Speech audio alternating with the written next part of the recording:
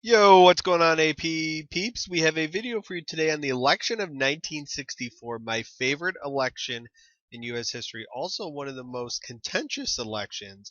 Lots of mudslinging back and forth between the two individuals. So let's get going.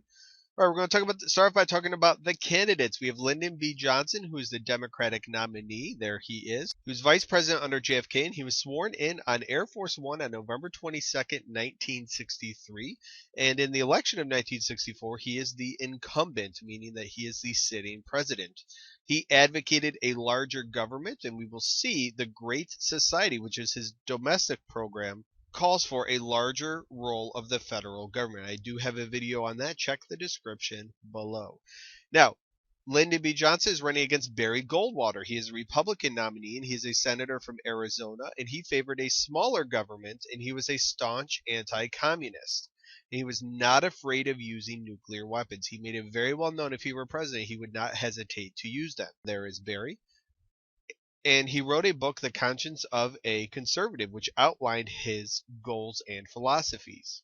All right, let's jump ahead to the campaign. LBJ again campaigned on the Great Society, which focused on civil rights, poverty, and education.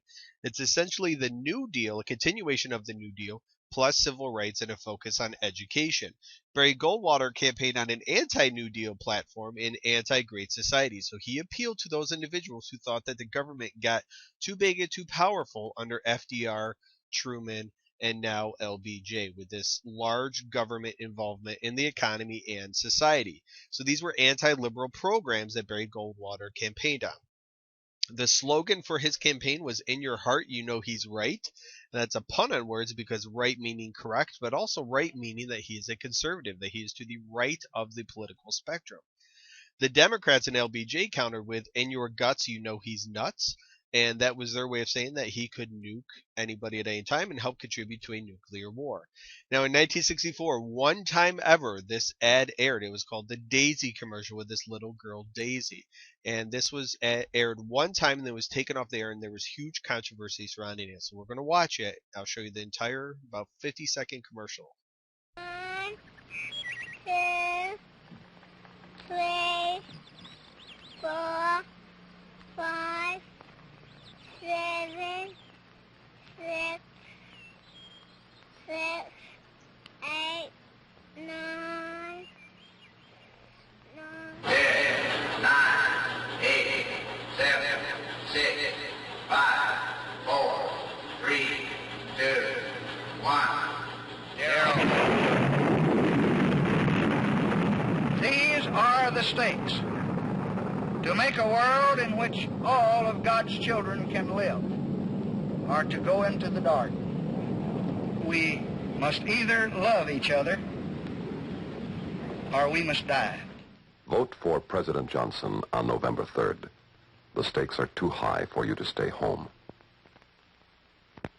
Okay, so clearly that commercial, which was aired one time again on September 7th, 1964, let you know that if you voted for Barry Goldwater, that you advocated nuking children who did not know how to count properly. That was very, very controversial, as I mentioned, and many people were upset with LBJ's campaign for airing it. At least Goldwater supporters were upset with him.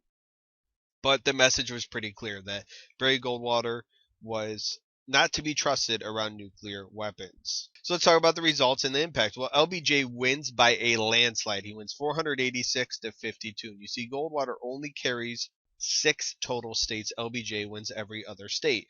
Democrats also gain majorities in both houses of Congress, both the House of Representatives and the Senate.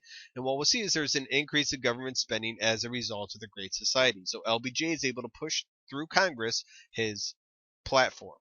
There is an escalation in Vietnam, which we'll see in 1964 as well. LBJ drastically increases the amount of United States soldiers in Vietnam.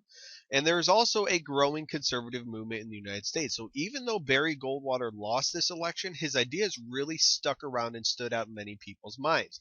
Ronald Reagan, who becomes president from 1981 to 1989, shared many ideas with Goldwater. He agreed with a lot of his philosophies, and he will institute some of them in the 1980s. All right, that's everything you need to know about the election of 1964. Thank you very much for watching. If you have not already, please take a moment and subscribe to my channel. If you can help me spread the word, I would appreciate this. If you could throw this on Facebook or Twitter. And if you have any questions or comments, feel free to leave them in the section below. Thank you very much for watching, and have a good day, guys.